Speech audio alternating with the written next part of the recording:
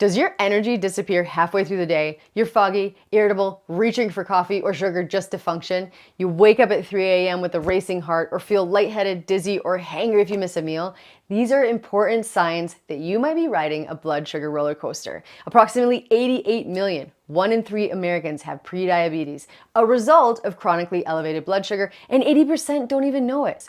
You can be suffering from dysregulated blood sugar levels for months or even years before it's ever noticed on tests. But there are signs. That mid-morning crash, sugar cravings, poor sleep, brain fog, hormonal imbalance, stubborn weight gain, and mood swings are often early signs of dysregulation. In one study, drinking just one sugary soda led to an adrenaline surge 5 hours later, and another revealed people who had a blood sugar spike followed by a crash had an increase in appetite, ate food sooner, and had 300 calories more per day than people with stable levels. So dysregulated blood sugar not only steals your quality of life, but can over time increase the risk of insulin resistance and related issues like obesity, heart disease, reproductive problems, acne, and even neurodegenerative conditions. So if any of this sounds familiar, you're not broken, you're just out of balance. But the good news is, here are 13 science-backed ways to stabilize your blood sugar.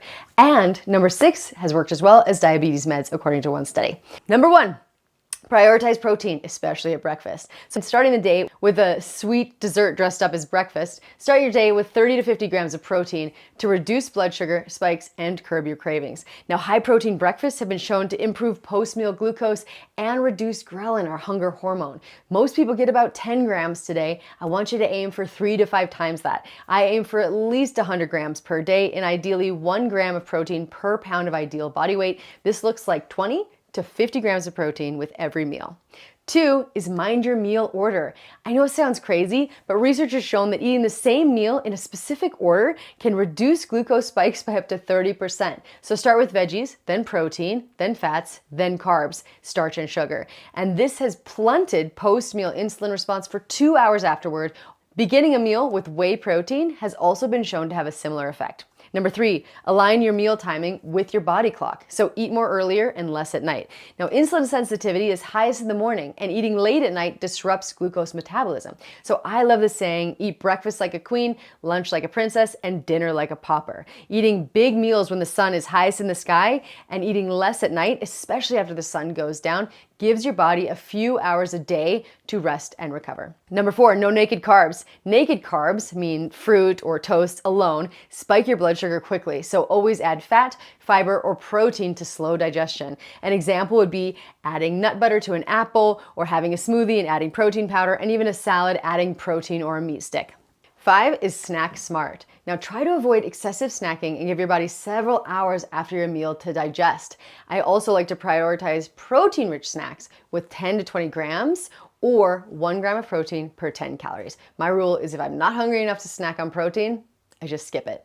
6 is load up on veggies, especially greens. I have a goal to get 5 servings of blood sugar friendly veggies each day, like leafy greens, cruciferous veggies like broccoli, and also kale, zucchini, spinach, and mushrooms, which contain fiber and phytonutrients that slow glucose absorption and feed your gut. And if you want to take things up a notch, try a pre-meal salad, as the fiber-rich veggies slow sugar absorption and keep energy levels stable. One study showed this simple food order hack also worked as well as diabetes meds. More fiber, fewer crashes. Number 7 is ditch liquid sugar and ultra-processed carbs. So sugar-sweetened beverages and ultra-processed snacks are absorbed rapidly and spike glucose without satiety. Even healthy juices, dried fruit, salad dressing, cookies, crackers, chips, and lattes can sabotage you here. So check total carbohydrates on the label and know that if it says low fat, it's often high in sugar.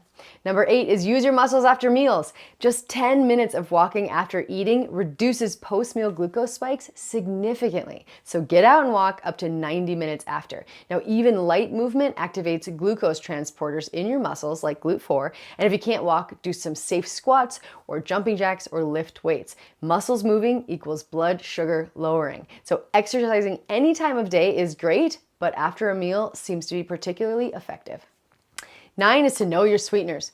Sugar, honey, agave, coconut sugar, these will spike your blood sugar to some extent. By contrast, monk fruit, stevia, and even allulose will keep it nice and steady, so stick to those. My favorite is monk fruit. And just a heads up, allulose and sugar alcohols like xylitol and erythritol can work, but they often give me tummy trouble, so just be sure to notice if that's true for you too.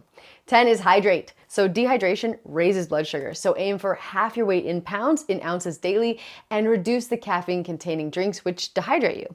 Even better, add minerals like sodium and potassium and magnesium to hydrate you, or try our electrolytes. Comment electro tea in the comments for my favorite electrolyte recipe.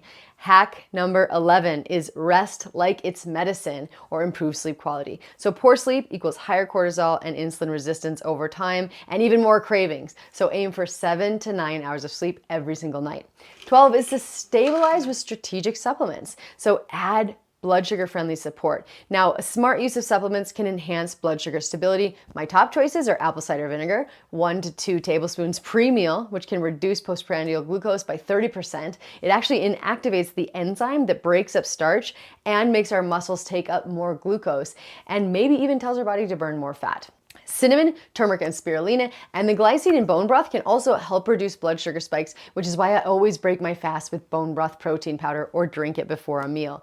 13 is to get to know your unique blood sugar response. Now, your blood sugar is as unique as your fingerprint, and one Israeli study tracked 800 people and found some spiked after tomatoes, other from bananas, and even cookies. And that's because your glucose response depends on many things, like your microbiome, your stress, your sleep, your activity, not just the food. So while eating whole one ingredient foods is always smart, personal tracking takes it to the next level. So you can test your response with a $20 glucometer or a continuous glucose monitor like NutriSense. It's also important to track your blood sugar metrics over time with your doctor or on your own. And experts advise aiming for 85 and below fasting blood sugar, fasting insulin under 6, and a triglyceride to HDL ratio under 1.5.